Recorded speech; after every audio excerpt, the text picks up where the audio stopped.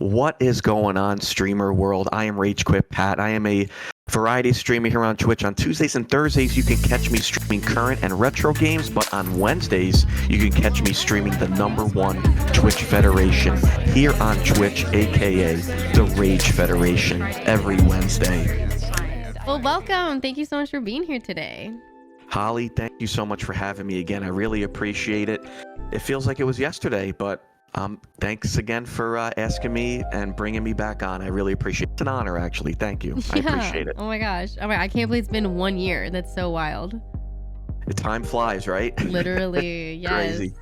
All right, so go ahead and tell me a little bit about yourself. So I'm RageQuit Pat. I have been streaming as RageQuit Pat since 2021. And I really started to get consistent in 2023. All right, perfect. So let's talk about burnout, why we're all here. And Have you ever experienced it? And at what junctures? So I had 2 occasions of burnout, I want to say. So I'll go back to before I was RageQuit Pat. Buddy of mine and I had a channel together. It was a podcast. And then we went over to streaming because we wanted to bring more attention to our podcast. What happened from there is we were on Twitch and Mixer. We would multicast, I should say, and we started getting more traction on Twitch. So first we went to Twitch, and then right around 2019, Mixer picked up Ninja, Shroud, and like all these top streamers, and we saw that maybe there might be something we could build over on Mixer. I was streaming more, I was working from home, I was playing Animal Crossing, and I'm just kind of sitting there like, oh, I hope I get noticed and rated, and the wrong thing to do. So I burnt myself out, switched back to Twitch in 2021, and this was like kind of the second burnout. This was more of a slow burn of a burnout, I should say. I was playing games that I really wasn't enjoying. It wasn't fun. I wasn't having fun. You know, typically I would play games off stream. I stopped doing that. I started disliking video games altogether. So those were the things that were tough for me. Not anymore, because I did find something that makes me different, stand out from the crowd in a, large group of content creators and streamers. So, but at that time it was definitely scheduling and just finding what makes me different from the crowd. Yes, definitely. So let's talk about how, in hindsight, you would have approached your burnout. You said there was 2 instances. What would you have done differently? So it's kind of crazy to say. I don't think I would change anything.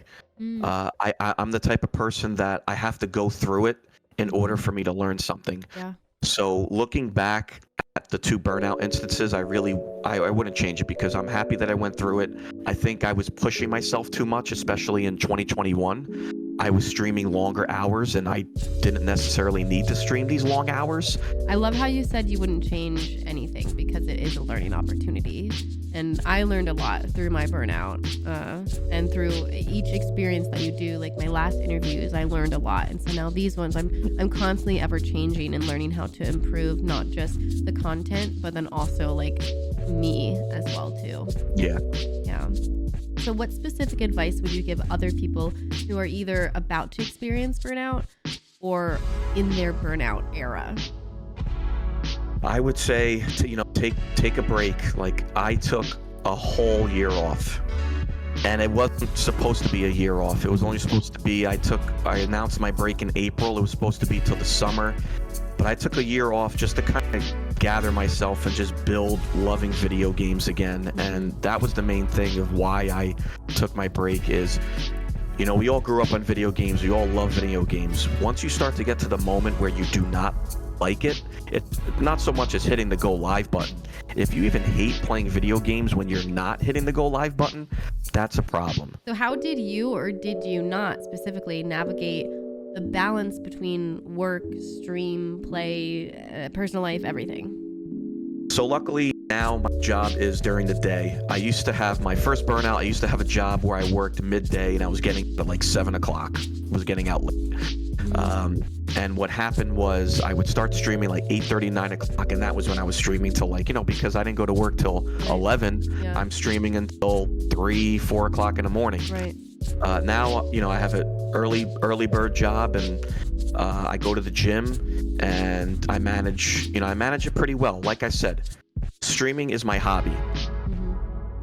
If something comes up in my personal life, or I want to hang out with my wife or things like that, that's priority over streaming. So what about giving advice to other people, not to yourself, on how to manage their own personal life and streaming? My main thing is just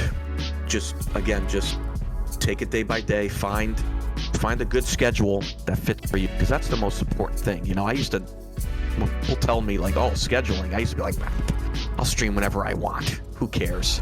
No, scheduling is a big thing.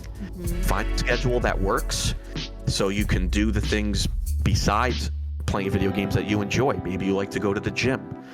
Maybe you like to hang out with friends for a little bit. Maybe you like to go out and have a drink. Find a good schedule for you so you're not rushing through these things that you enjoy. So you were talking about going to the gym and kind of taking care of yourself. What other aspects do you do to take care of your mental and physical health? Mainly the gym, and then of course, like, I read a lot of comic books, so to kind of clear my mind, you know, I'm a big comic collector, and I'll kick back and read a comic book, of course, you know, watch TV shows that I enjoy.